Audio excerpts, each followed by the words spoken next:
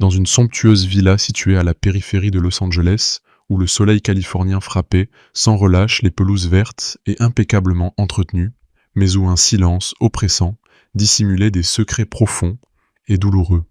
La petite Emma, une fillette de seulement 10 ans aux grands yeux expressifs, reflétant une tristesse prématurée, menait une existence en net contraste avec les photographies souriantes et parfaites accrochées au mur du grand salon. Cette villa, avec ses façades imposantes, ses piscines scintillantes et ses jardins méticuleusement conçus, représentait pour le monde extérieur un symbole de richesse et de succès. Mais pour Emma, elle était devenue une véritable prison dorée, un lieu où la beauté extérieure masquait une cruauté intérieure qui la consumait jour après jour. Chaque matin ponctuel comme une horloge, Emma se réveillait au son rythmique et tranchant des talons au haut de Sophia, sa belle-mère, qui marchait avec assurance sur les sols de marbre poli, un bruit qui résonnait comme un avertissement de ce qui l'attendait dans les heures suivantes. Sophia était une femme à l'apparence irréprochable, avec des cheveux toujours parfaitement coiffés en une élégante chignon, un maquillage discret mais sophistiqué, et une garde-robe remplie de vêtements de créateurs qui la faisaient se ressembler à une figure tout droit, sortie d'un magazine de mode, mais son sourire réservé uniquement aux invités ou aux voisins, curieux, cachait un cœur froid et calculateur. Le père d'Emma James, un millionnaire prospère absorbé par ses affaires internationales, était une figure lointaine, et presque mythique, un homme voyageant constamment à travers le monde pour conclure des contrats millionnaires, laissant derrière lui des promesses peu creuses et un vide émotionnel grandissant dans le cœur de sa fille. 8 mois s'étaient écoulés depuis la dernière fois qu'Emma avait entendu la voix chaleureuse de son père, au téléphone, des conversations toujours filtrées et contrôlées par Sophia, qui activait le haut-parleur et intervenait avec des tons mielleux. « Elle va parfaitement bien, chérie. C'est une petite fille si obéissante et studieuse. » Cependant, dès que l'appel se terminait, les yeux de Sophia se transformaient en lames de glace fixant Emma avec une intensité qui la faisait frissonner. « N'ose pas te plaindre, ton père travaille dur pour toi. Et ton avenir, disait-elle d'une voix tranchante, tandis que son regard perçant semblait fouiller l'âme de l'enfant, la faisant se sentir insignifiante et coupable de péchés inconnus.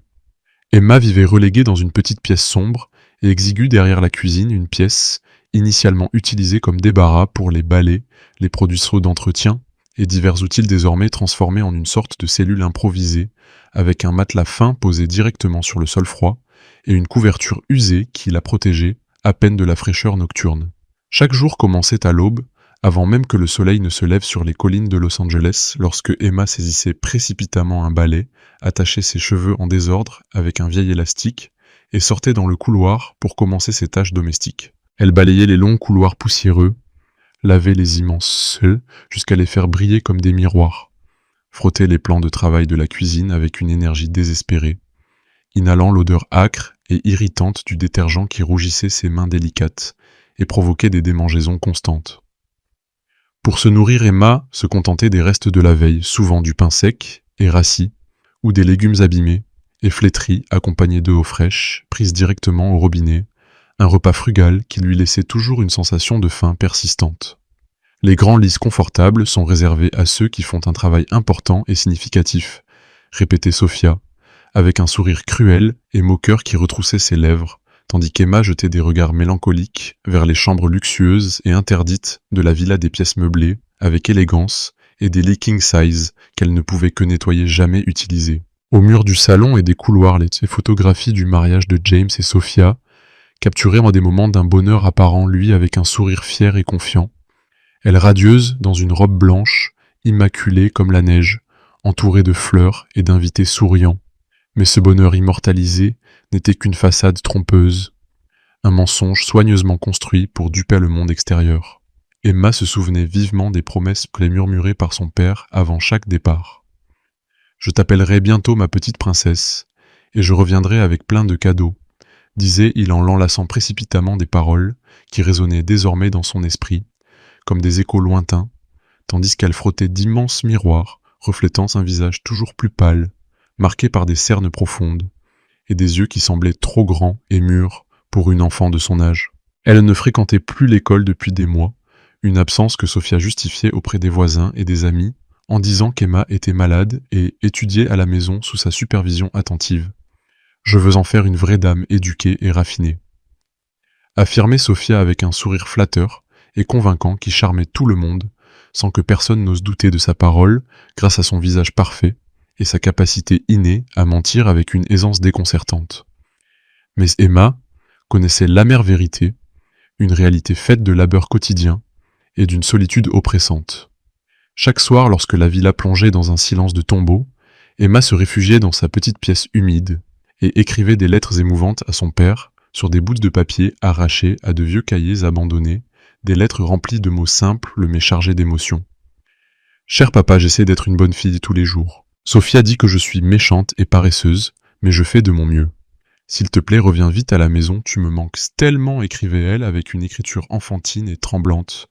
Mais ces lettres n'étaient jamais envoyées cachées précieusement sous son matelas, fin comme un trésor secret représentant le dernier fil d'espoir auquel elle s'accrochait pour ne pas céder au désespoir. Parfois, lors des nuits cines blanches, Emma s'asseyait sur le sol froid et regardait par la minuscule fenêtre de sa chambre, comptant les étoiles scintillantes dans le ciel nocturne de Los Angeles et murmurant des prières silencieuses. « Papa, te souviens-tu encore de moi, de ta petite Emma ?» La villa était plongée dans un silence profond, mais ce silence n'était pas paisible, chargé de tension et de peur latente, une atmosphère qui l'oppressait comme une lourde couverture. Emma se déplaçait dans la maison comme une ombre invisible, attentive à ne pas faire le moindre bruit, à ne pas attirer l'attention indésirable de Sophia, sachant que la moindre erreur même insignifiante comme une tache sur le sol ou une assiette mal lavée pouvait entraîner des punitions sévères et humiliantes. Une fois, lorsqu'elle avait accidentellement laissé une mèche de ses cheveux châtains sur le bord de l'évier de la salle de bain, Sophia l'avait saisie par le poignet frêle avec une force brutale, serrant jusqu'à laisser un bleu violacé qui pulsait douloureusement.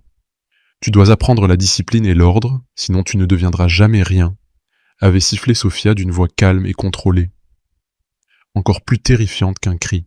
Emma avait hoché la tête en silence, mordant sa lèvre inférieure, pour retenir les larmes chaudes, qui menaçait de couler consciente que pleurer ne ferait qu'aggraver la situation, déclenchant davantage de reproches. Mais au milieu de tant d'obscurité, il y avait un souvenir précieux qui lui donnait un peu de réconfort. Et de force, le médaillon d'argent ayant appartenu à sa mère, un petit pendentif avec son nom gravé en caractères élégants, un objet qu'Emma gardait jalousement caché sous son t-shirt usé. Sa mère était morte, alors qu'Emma était encore trop petite pour conserver des souvenirs clairs, mais ce médaillon représentait un lien tangible, avec un passé plus heureux, une époque où l'amour maternel la protégeait de tout mal. « Maman, tu m'aurais protégée de tout ça. » N'est-ce pas, murmurait Emma, en se regardant dans le miroir fêlé et embué de sa petite pièce, observant le reflet d'une fillette aux yeux trop adultes et à l'expression de résignation prématurée. La routine quotidienne d'Emma était un cycle sans fin de fatigue physique et d'isolement émotionnel. Elle balayait la cour extérieure sous un soleil brûlant, nettoyait les innombrables miroirs de la villa qui reflétaient sa solitude, repassait des draps blancs et parfumés qu'elle ne pourrait jamais utiliser pour elle-même. Parfois, en passant devant les photographies de famille encadrées d'argent, elle s'arrêtait un instant pour contempler le visage souriant de son père, cherchant à retrouver la sensation chaleureuse de son étreinte. Mais ces moments de réflexion étaient brefs et fugaces, car le travail incessant ne lui laissait pas de pause pour rêver éveillé. Sophia contrôlait chacun de ses mouvements avec un regard vigilant et critique, et le téléphone seul lien potentiel avec le monde extérieur, et son père était toujours fermement entre les mains de sa belle-mère, inaccessible pour Emma. « Ton père est trop occupé avec ses affaires importantes. Il n'a pas de temps à perdre avec toi, » disait Sophia, si Emma osait demander à lui parler des mots qui blessaient, comme des coups de poignard. Mais qu'Emma acceptait en silence, car se rebeller signifiait risquer des punitions encore plus sévères. Pourtant, même dans cette prison de luxe, Emma trouvait un minimum de réconfort dans ses pensées privées, dans les histoires imaginaires qu'elle inventait en accomplissant ses tâches monotones, rêvant d'un jour où son père reviendrait soudainement et l'emmènerait loin de cet enfer. Parfois, en lavant la vaisselle grasse dans la cuisine, elle fredonnait à voix basse une mélodie vague et lointaine, peut-être une berceuse que sa mère lui chantait bébé, des notes faibles mais persistantes, qui lui insufflait un peu de force intérieure. Cependant, la réalité cruelle revenait toujours s'imposer avec force, le son inexorable des talons de Sophia, résonnant dans les couloirs, le froid pénétrant de sa petite pièce pendant les nuits étoilées, la faim chronique qui lui tenaillait l'estomac et l'affaiblissait. Chaque matin, Emma se réveillait, avec la même peur oppressante, se demandant si ce jour serait pire que le précédent, si elle commettrait une erreur fatale ou si elle tiendrait un jour de plus. Pourtant, elle continuait obstinément à écrire ses lettres secrètes, même si elle ignorait si son père les lirait un jour, car chaque mot griffonné sur ses feuilles était un acte de résistance silencieux, un moyen d'affirmer son existence et de ne pas se laisser complètement écraser par le désespoir. Et ainsi, jour après jour, Emma survivait dans ce limbe de souffrance, accrochée à un rêve fragile et tenace qu'un jour, d'une manière miraculeuse, la vérité éclaterait au grand jour, et son père accourait pour la sauver de cet enfer caché derrière les murs luxueux de la villa.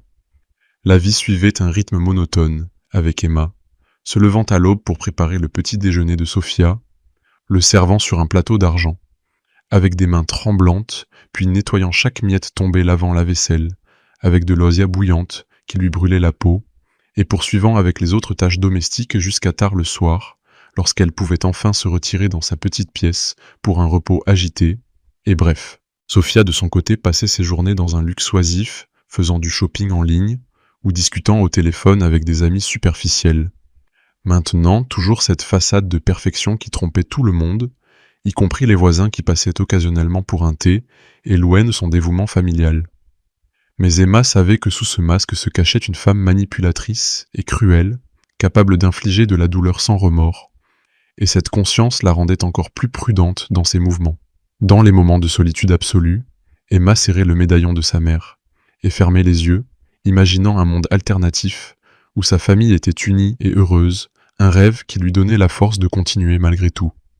La villa, avec ses vastes pièces vides, semblait l'engloutir lentement, mais au fond d'elle, Emma gardait une étincelle d'espoir, un feu intérieur qui refusait de s'éteindre, attendant le moment où le destin tournerait enfin en sa faveur. La vie d'Emma dans la villa à la périphérie de Los Angeles continuait d'être un enchaînement de journées grises, mais un jour un rayon d'espoir entra dans son existence sous la forme d'une nouvelle domestique. Madame Clara Ivanovna, une femme âgée aux cheveux gris et au sourire doux, qui semblait venir d'un autre monde. Clara avait été embauchée par Sophia pour aider avec les tâches de ménage les plus lourdes, mais dès le premier moment, elle remarqua quelque chose d'étrange chez la fillette qui se déplaçait comme une ombre dans la maison. Emma, avec ses grands yeux tristes, captura immédiatement le cœur de Clara, qui avait élevé ses propres enfants, et savait reconnaître la douleur lorsqu'elle la voyait. Le premier soir, alors que Sophia était occupée dans le salon avec un verre de vin, Clara s'approcha de la petite pièce d'Emma et lui tendit un morceau de gâteau enveloppé dans une serviette. « Juste pour toi, petite, mais ne le dis à personne », murmura-t-elle, elle, avec une voix chaude qu'Emma n'avait pas entendue depuis des mois.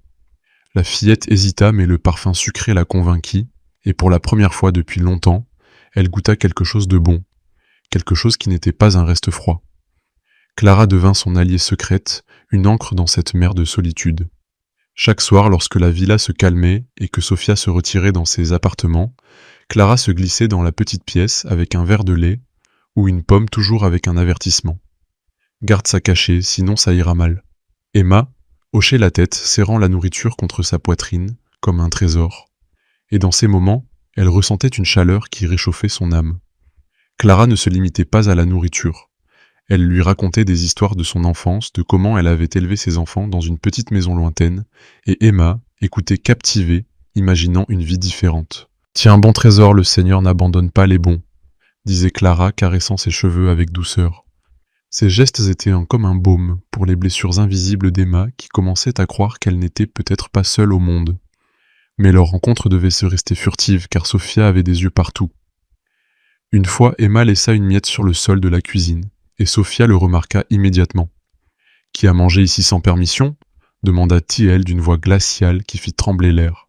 Emma se tut, mais Clara intervint. « C'est moi, madame, j'ai réchauffé un reste. » Sophia sourit froidement, mais ne dit rien, bien que ses yeux se plissèrent d'un soupçon croissant.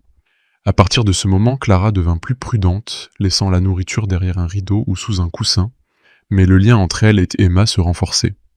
La fillette confia à Clara les lettres qu'elle écrivait à son père, lui montrant la cachette sous le matelas. « Un jour je les enverrai, » dit Emma d'une voix tremblante. Clara hocha la tête, promettant de l'aider. Mais la chance ne dura pas longtemps. Un matin, Sophia sentit une odeur de pain grillé venant de l'escalier, et interrogea Clara, avec un calme apparent. « Qui mange dans ma maison, sans permission ?» Clara pâlit et admit. « J'ai réchauffé des restes pour moi. » Sophia ne réagit pas immédiatement, mais 2 jours plus tard, Elle la licencia sous prétexte d'une réduction de personnel. « Nous n'avons plus besoin de vos services », dit-elle avec un sourire faux. Clara, le cœur lourd, prépara ses affaires, mais avant de partir, elle retourna en cachette, voir Emma. « Je dois partir, petite, mais je ne te laisse pas seule », murmura-t-elle à travers la porte fermée de la petite pièce. Emma pressa son oreille contre le bois, les larmes aux yeux. « Tu promets de revenir ?» Clara répondit doucement. « Je ferai mieux. Je trouverai ton père. » Avant de sortir, Clara enterra une boîte rouillée sous un pot de géranium, dans le jardin contenant une lettre reconstituée à partir de morceaux qu'elle avait trouvés, et un vieil enregistreur, avec un enregistrement de sa voix, décrivant les abus. « Si vous entendez ceci, sauvez-la. La petite est affamée, enfermée battue. S'il vous plaît, aidez-la. » Emma, ignorant ce geste, pleura cette nuit-là, sentant le vide grandir. La villa semblait encore plus froide, sans Clara la seule personne qui lui avait montré de la gentillesse. Les jours reprirent leur routine oppressante, nettoyer, obéir, souffrir en silence. Sophia semblait satisfaite, mais Emma s'accrochait au souvenir de ces moments chaleureux, continuant à écrire des lettres plus courtes, plus murmurées. Une fois, elle tenta d'en envoyer une, se faufilant dans le jardin à l'aube, mais Sophia la surprit. « Que fais-tu » La lettre tomba dans l'herbe humide, et Sophia la déchira en riant. « Tu crois qu'il s'en soucie. Il t'a oublié toi et ta mère. » Emma ramassa les morceaux en silence, mais Clara revenut en cachette pour récupérer ses affaires oubliées la vie et jura de passer à l'action. Cette nuit-là, Clara ne dormit pas, réfléchissant à la manière de contacter James. Pendant ce temps, Emma était assise à sa fenêtre, comptant les étoiles, et murmurant « Papa, si tu savais ». Le départ de Clara laissa un vide, mais aussi une graine d'espoir, car Emma savait que quelque part quelqu'un se souciait d'elle. Les jours passèrent, et la villa se préparait pour une fête d'anniversaire de Sophia, avec des tables chargées de nourriture et des invités riants. Emma fut enfermée dans le grenier, avec un vieux pull au lieu de la robe qu'on lui avait cousue, mais interdit de porter. « Reste ici et ne te montre pas », ordonna Sophia. D'en bas montaient la musique et les rires, tandis qu'Emma écoutait à travers une fente, souriant doucement, pour ne pas pleurer. Plus tard, un léger coup, « Emma, c'est moi », murmura Clara. La fillette courut à la porte. « Tante Clara, tu es venue ? Mais si Sophia découvre, peu importe maintenant. Je quitte la ville, mais je devais te dire au revoir. » Clara laissa un paquet avec du pain et du lait. « Il y a aussi une lettre. Je vais essayer de trouver ton père. Je te le promets. » Emma pressa la main contre la porte. « Tu le jures. Tiens bon, mon soleil, tout va changer. » Quand les pas s'éloignèrent, Emma pleura en silence. Le lendemain matin, Sophia trouva des miettes et appela la police, accusant Clara de vol. Ainsi Clara partit pour toujours, mais sous le géranium restait la boîte avec la lettre et l'enregistrement. Pendant ce temps, Sophia parlait au téléphone, ignorant que le destin était proche. « J'ai tout transféré, murmurait-elle. Il ne le saura pas. Dans une semaine, nous partons. » Mais cette nuit-là, un message arriva. Le vol de James atterrit demain à 7 heures.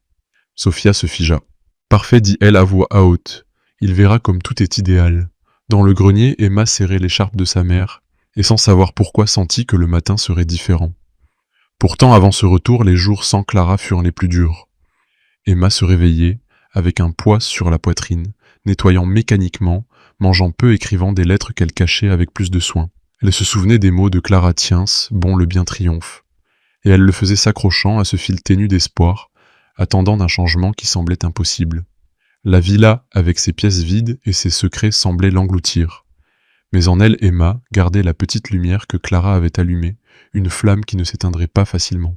Le lendemain matin du départ de Clara, l'air dans la villa, à la périphérie de Los Angeles, était chargé d'une pluie imminente et d'une odeur de terre humide, tandis qu'une voiture noire s'approchait lentement des grilles. James en descendit, un homme grand avec un manteau élégant, un bouquet de roses blanches à la main et une valise pleine de cadeaux revenus, sans prévenir, avec le rêve de voir le sourire de sa fille là-haut et la sérénité de sa femme. La villa semblait irréprochable, les allées propres, le jardin soigné, les tableaux, aux murs reflétant une perfection superficielle, mais derrière cette façade se cachait quelque chose de glacial et inquiétant. De la cuisine provenait la voix de Sophia. « Encore doucement, nettoie encore. » C'est clair, James s'arrêta net. À travers la porte entr'ouverte, il vit Emma maigre dans une robe délavée, un balai à la main et des bleus sur les poignets. Emma murmura « Thé », il le cœur battant. Sophia se tourna et son visage afficha instantanément un masque de joie. « James, quelle surprise !» Elle courut l'enlacer. « Je voulais vous surprendre, répondit, il regardant par-dessus son épaule vers sa fille, semblant lui-même surpris. Il leva une main vers la fillette, remarquant les marques de cordes sur ses poignets. Que s'est-il passé? Elle est tombée, dit doucement Emma, les mains tremblantes. Les deux mains. Oh, n'invente pas, rit Sophia. Elle est juste maladroite. James ne répondit pas, se contentant d'un hochement de tête. Plus tard, resté seul, il appela son chauffeur. Fred y a été, il eut des expéditions à l'étranger de la part de ma femme ces derniers mois. Oui, monsieur, plusieurs boîtes lourdes. Apportez-moi les reçus. Tout commençait à former un tableau terrifiant. Il appela l'école où Emma étudiait autrefois. L'enseignante fut surprise. Elle a été retirée il y a longtemps, monsieur Harris. Votre femme a dit que la petite était malade. James raccrocha, sentant une vague de colère monter. Vers le soir, en se promenant dans le jardin, il remarqua un pot de géranium avec la terre remuée. Dessous une boîte rouillée portant le nom de Clara. À l'intérieur, une lettre et un vieil enregistreur. La voix de Clara tremblait. Si vous écoutez ceci, c'est que je n'ai pas pu me taire. La petite est affamée, enfermée, battue. S'il vous plaît, sauvez-la. James écouta jusqu'à la fin, puis prit la feuille froissée, avec l'écriture enfantine « Papa, tu me manques. Ma belle-mère dit que tu ne m'aimes pas, mais j'attends encore. » Les larmes lui coulèrent sur le visage. Il rentra dans la maison. Sophia était assise dans le salon avec un verre de vin et un sourire parfait. « Que caches-tu » demanda T, il d'une voix ferme. Encore des soupçons. Elle posa la boîte sur la table. « Explique. C'est une falsification, rit-elle faussement. Les domestiques inventent tout. » La petite s'est juste gâtée. Mais sa voix trembla. « 3 ans, dit James. 3 ans que je t'ai cru aveuglément. Et tout ce temps, ma fille a vécu un enfer. » Elle tenta de lui toucher la main. « Amour ne fait pas de bêtises. On peut tout oublier. » Il se recula. « Non, j'ai déjà trop oublié. » Il appela son assistant, bloqua les comptes, puis composa le numéro de la police. « Bonjour, dit-il doucement mais clairement. Je suis James Harris. Je veux signaler un crime. Violence sur mineur et fraude. » Les sirènes retentirent à l'aube. Les portes s'ouvrirent grand. Sophia fut emmenée menottée. « C'est une erreur, criait-elle. Je ne faisais que l'éduquer. » James la regarda tandis que la pluie lavait les empreintes de ses talons. 2 jours plus tard, toute la ville connaissait la vérité. Les journaux titraient « La femme d'un célèbre entrepreneur arrêté ». La lettre de la fillette lui a sauvé la vie. Les gens se rassemblaient aux grilles de la villa, apportant des fleurs et des messages. « Pardon, Emma, nous ne savions pas. » Lors de l'interrogatoire, Sophia tenta de rester composée. « Je voulais juste l'endurcir, dit-elle. » L'enquêteur demanda calmement. « Et les transferts d'argent sur le compte de votre amant, c'était aussi de l'éducation ?» Pas de réponse. Au tribunal, James était assis à côté de sa fille. Emma serrait l'écharpe de sa mère. Sa voix tremblait alors qu'elle racontait les jours au grenier, les lettres, la peur. Mais quand son père lui serra la main, elle cessa de pleurer. Le procureur lut la lettre, celle qui les avait sauvés tous les deux. « Papa, j'ai peur, mais je crois encore. » Un silence tomba dans la salle. Quelqu'un sanglota. Le juge prononça la sentence. Sophia Harris est coupable. 6 ans de prison. La femme pâlit, mais ne dit pas un mot. James la regarda tandis qu'on l'emmenait, et pour la première fois, il ressentit non de la colère, mais du vide. Après le procès, il parla au journaliste. « Je pensais assurer un avenir à ma fille, mais je lui ai volé son présent. Être père, c'est être présent, pas seulement envoyer de l'argent. » Dès lors, la villa changea. Les rideaux furent grands ouverts, laissant entrer la lumière. Dans le jardin, les lavandes et les géraniums refleurirent des fleurs que sa femme aimait autrefois. Emma les peignait à l'aquarelle, riant pour la première fois depuis des années. Papa dit elle un jour. Maman sourit. Maintenant, n'est-ce pas? Oui, acquiesça-t-il. Je crois que oui. Le soir, il se promenait dans le jardin et dans les pas. D'Emma, il n'y avait plus de peur. James commença un journal. Aujourd'hui, elle a ri. Aujourd'hui, j'apprends à être père. Dans la dernière note, elle m'a pardonné. Pas parce que j'ai raison, mais parce que j'essaie de ne plus me tromper. Il ferma le carnet, regarda par la fenêtre. Le soleil montait dans le ciel chaud, vrai comme la nouvelle vie qu'ils construiraient ensemble. Mais revenons au moment du retour de James pour approfondir comment tout s'est dévoilé pas à pas. Lorsqu'il entra dans la maison, l'atmosphère était tendue, comme si la villa elle-même retenait son souffle. Sophia l'accueillit avec une étreinte trop serrée presque pour cacher quelque chose. Mais James, fatigué par le voyage, remarqua immédiatement les yeux effrayés d'Emma.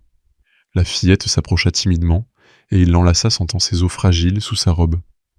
Tu m'as manqué petite, dit-il, mais elle répondit par un murmure. Toi aussi, papa. Sophia interrompit. Viens, chérie, je te prépare un café. Mais James insista pour parler à Emma seule.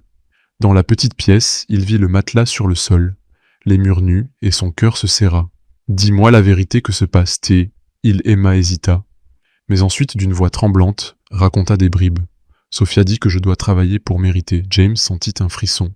Il sortit et confronta Sophia, qui nia tout avec des larmes feintes. C'est juste une phase, elle est rebelle. Mais le doute était planté. Cette nuit-là, il ne dormit pas, repensant aux appels filtrés aux photos parfaites. Le matin, tandis que Sophia dormait, il explora le jardin et trouva la boîte. L'écoute de l'enregistrement fut un coup à l'estomac, détail sur la faim, les enfermements, les gifles. Les lettres d'Emma, pleines de douleur enfantine, le brisèrent. Il appela la banque transfert suspect vers des comptes étrangers, puis l'école confirmation de l'absence. Tout s'imbriquait. Il retourna au salon où Sophia buvait son thé. C'est fini, dit-il. Elle tenta de nier, mais il montra les preuves. Comment n'as-tu pu? Elle s'effondra. Je voulais juste le meilleur pour nous. Mais il était trop tard. La police arriva, et tandis qu'on l'emmenait, Emma regarda par la fenêtre, un mélange de soulagement et de tristesse. James l'enlaça. Je ne te laisserai plus jamais seul. Ainsi la vérité éclata, apportant justice et un nouveau départ. Le procès fut rapide avec des preuves accablantes, enregistrements lettres, témoignages de voisins qui se souvenaient maintenant de détails suspects. Sophia au tribunal apparut vaincue, son charme envolé. Emma témoigna avec courage, soutenue par son père. La sentence fut un soulagement. Après la vie reprit, James engagea des tuteurs, pour Emma l'inscrivit à l'école, et ensemble ils reconstruisirent les liens brisés. Mais ce chapitre se ferma avec la conscience que la vigilance est essentielle en famille. Après la sentence qui avait condamné Sophia à 6 ans de prison pour violence sur mineurs et fraude financière, la villa à la périphérie de Los Angeles semblait enfin respirer libérée d'un poids oppressant qui avait étouffé chaque recoin trop longtemps. James, avec un sentiment initial de vide, qui se transforma bientôt en détermination, prit en main les rênes de la vie familiale, transformant la maison d'une prison dorée en un refuge de chaleur et d'affection. Les rideaux furent grands ouverts pour laisser entrer la lumière du soleil californien, illuminant les pièces autrefois sombres et froides, tandis que dans le jardin, les lavandes et les géraniums refleurirent les fleurs préférées de la défunte épouse de James, symbolisant un renouveau profond et sincère. Emma, initialement timide et méfiante, commença peu à peu à s'épanouir comme ces fleurs retrouvant confiance dans le monde, grâce aux attentions constantes de son père, qui consacrait désormais chaque moment libre à elle plutôt qu'à ses affaires lointaines. James engagea un tuteur privé pour l'aider à rattraper ses études perdues, l'inscrivant dans une école à proximité où elle pouvait se faire des amis et vivre l'enfance qui lui avait été refusée, et ensemble ils passaient des après-midi à se promener dans les parcs de Los Angeles, à visiter des musées, ou simplement assis dans le jardin, à discuter de rêves et de souvenirs. Emma, les mains désormais libres de bleu, se remit à dessiner avec des aquarelles vives, peignant des scènes de soleil d'oiseaux et de figures familiales représentant sa mère lointaine. Et pour la première fois depuis des années, son rire résonnait dans les pièces, un son pur et joyeux, qui remplissait le cœur de James d'un bonheur authentique. Lui, de son côté, avait commencé un journal personnel où il notait chaque petit progrès. Aujourd'hui, Emma a ri pour une blague idiote que j'ai faite. Et j'ai réalisé tout ce que j'avais manqué. Écrivait-il, réfléchissant à son chemin pour devenir un père présent et aimant non plus, un étranger envoyant des cadeaux de loin. La villa changea complètement, les murs furent entre pinces de couleur chaude. La petite pièce exiguë devint une chambre lumineuse, pleine de jouets et de livres, et les dîners n'étaient plus des solitudes silencieuses, mais des moments partagés de récits et de confidences. James apprit à cuisiner des plats simples comme des pancakes le matin ou des spaghettis le soir, et Emma l'aidait, se salissant les mains de farine et riant des erreurs, créant des liens qui allaient au-delà du sang. Clara, la domestique, qui avait joué un rôle crucial, fut retrouvée et invitée à revenir non comme employée, mais comme amie de la famille. Et ses visites apportaient toujours une touche de sagesse et de douceur, rappelant à tous combien un acte de compassion pouvait changer une vie entière. Emma l'enlaçait fort, murmurant « Merci de m'avoir sauvée », et Clara répondait avec des larmes de joie. « C'est toi qui étais forte, petite. » Au fil des mois, James réfléchissait aux leçons tirées de cette tragédie familiale, comprenant que la responsabilité d'un parent ne se limite pas à fournir des biens matériels comme de l'argent, ou une maison luxueuse, mais exige une présence constante, une écoute active et un amour inconditionnel des éléments qu'il avait négligés trop longtemps en poursuivant le succès professionnel. À travers l'expérience d'Emma, il vit comment la cruauté pouvait se cacher derrière des façades parfaites et combien il était important de surveiller les signes de souffrance chez ses proches, sans présumer que tout allait bien simplement parce que cela en avait l'air de l'extérieur. La compassion comme celle démontrée par Clara devint pour lui un phare. Un petit geste de gentillesse, un morceau de gâteau ou un mot de réconfort pouvait être le catalyseur pour sauver quelqu'un de l'obscurité, lui enseignant que chacun de nous a le pouvoir de faire une différence dans la vie d'autrui, avec des gestes simples mais puissants. De plus, le pardon émergea comme un chemin vers le vrai bonheur. Emma avait pardonné à son père non parce qu'il était parfait, mais parce qu'il s'était engagé à changer, à réparer les erreurs du passé avec des actions concrètes, démontrant qu'il est possible de se racheter et de reconstruire des relations brisées par l'humilité et la persévérance. James partageait ses réflexions avec ses amis et sa famille, et même dans des interviews publiques, espérant inspirer d'autres à prioriser les liens humains sur les ambitions matérielles, car en fin de compte, comme il l'avait appris à ses dépens, la véritable richesse réside dans les moments partagés, les rires spontanés et l'amour mutuel. Emma, en grandissant, portait ses leçons en elle, devenant une enfant résiliente et empathique, capable de voir le bien dans les gens et d'offrir de l'aide à ceux qui en avaient besoin, tout comme Clara l'avait fait pour elle. Ensemble, père et fille regardaient l'avenir avec optimisme, se promenant main dans la main sous le soleil de Los Angeles, sachant que chaque nouveau jour était une opportunité d'aimer et d'être aimé, et que les blessures du passé, si elles étaient soignées avec soin, pouvaient sans se transformer en force. La villa, autrefois symbole de solitude, résonnait désormais de vie, avec des amis qui visitaient des fêtes d'anniversaire authentiques et des projets de voyages familiaux. Tout cela témoignant de la manière dont la vérité, une fois révélée, pouvait apporter non seulement la justice, mais aussi une renaissance. James fermait son journal chaque soir avec gratitude, écrivant « Aujourd'hui nous avons planté de nouvelles fleurs et j'ai vu Emma sourire au monde. C'est la plus grande leçon, l'amour triomphe toujours et le pardon nous libère. » Ainsi leur histoire n'était pas seulement un récit de douleurs surmontées, mais une leçon universelle sur la valeur de la famille, le pouvoir de la gentillesse et la beauté des seconds. Chance, rappelant à tous que même dans les moments les plus sombres, il y a toujours de la place pour une nouvelle lumière qui illumine le chemin vers un bonheur authentique. Pour approfondir cette transformation, pensons aux détails quotidiens qui ont rendu ce changement possible.